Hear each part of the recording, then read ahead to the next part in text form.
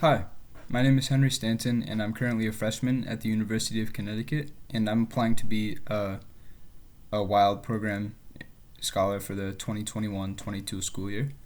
Perhaps the most interesting project to me, at least, that I've created was an EP, or a short musical album, that I did with my friend Nikki Parikh for our senior project in the spring of 2020.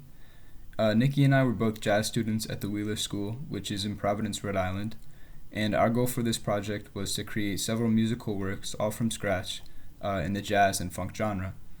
And we ended up producing and recording 6 songs, and 4 of them were originals, which we were able to release. 2 of them were covers, and due to copyright restrictions, we weren't able to release them in our actual album. But it was still really fun to make those as well. And from there, we wanted to purchase publishing and copyright rights to our original music, so we could publish it on Spotify, Apple Music, Amazon, YouTube, etc. And we plan to donate the proceeds to the Providence Performing Arts Center, or PPAC.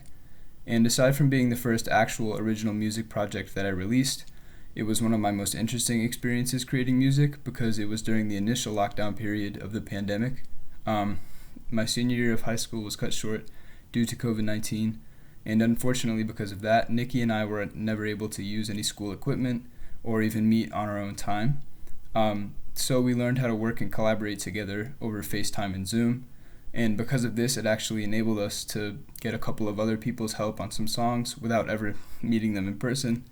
So out of the 4 songs we released, Nikki and I co-wrote them all together, and we each used our own recording equipment at home and made the best of the situation. And I think that was a really valuable lesson for me as well, because it taught me to use what I have instead of relying on other equipment or other people. And Nikki plays bass and I play piano and I sing.